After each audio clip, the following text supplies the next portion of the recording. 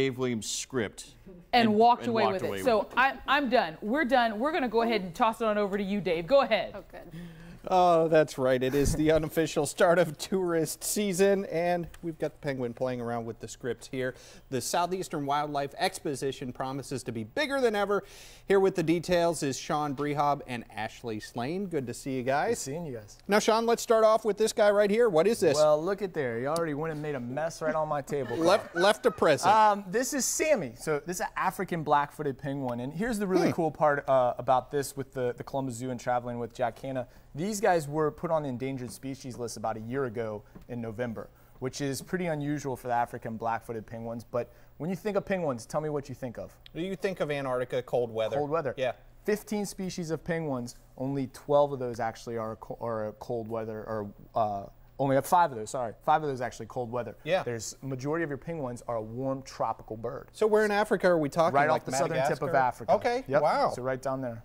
And what does this guy eat? Fish? Fish. We feed them all different types of fish. So capelin, trout, sardines, anchovies, a wide variety. He actually lives with 7 other penguins that are here at the Columbus Zoo. Well, and the thing about a bird, I mean, they're feathers, and it doesn't even look like feathers. No, you can feel it too. Touch her.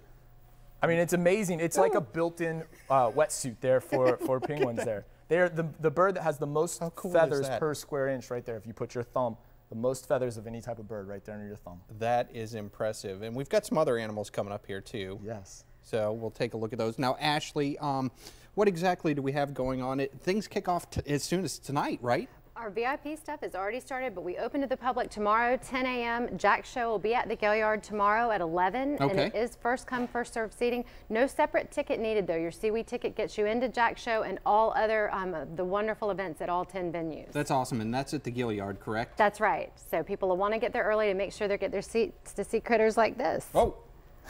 And what is this, Sean? This is Toddy. So this is what we call a palm civet. So it's actually pretty cool. There's only about 2 or 3 of these in the United States altogether. And this is one that is primarily the only one that's used in an educational program like what we do with traveling. The other ones are more based on in zoos, because this animal in the wild can be somewhat aggressive. I don't know if you guys get a shot of the teeth there up close, but those are pretty sharp teeth. So those are technically carnivore teeth right there, because in the wild these guys would be feeding on snakes, birds, smaller mammals. When you see them come into more zoo situations, they tend to like fruits and a little bit of more meat product, but bananas is Toddy's all-time favorite. And you can't help but notice those eyes. It's got, is it a nighttime nocturnal Yes, this is a completely nocturnal animal. Trust us, when we travel and they stay in our hotel rooms, we are completely aware of that too. Up all night, Up all night. If you hear him chomping, you know, we were always taught to chew with our mouth closed. Well, not this guy. Not even that. And you hear that all night long as he's chomping away. Yeah, there was a penguin here. All right, really cool animal there. We're going to see many more. And Ashley, this is the 30th year. It's our 30th anniversary, so we're really excited about it. All the things that we have to show people, in addition to Jack shows, and again, a second show on Saturday evening. But the Bush Wildlife Sanctuary team also does a lot of work with him, and they'll be coming up to do shows at the Gaillard as well. So people won't want to miss that. And lots of other great animals and conservation exhibits in Marion Square. People can come and kind of get a bird's eye view, if you will. The Center for Birds of Prey, the Carolina Raptor Center, the Edisto Island Serpentarium. Lots of great conservation groups sharing their messages. It's a great place for families to come. Children 10 and under are free of charge all weekend. So we try to make it really family friendly. And the art that's all around town. Whoa, absolutely. That's a this is a work of art.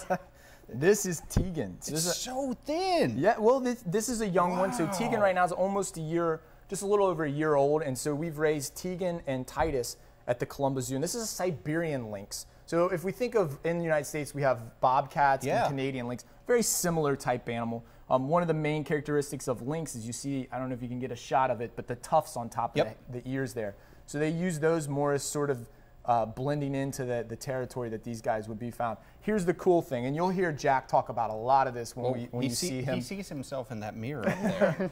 Wow. That is a wild mirror, though, too. Yeah.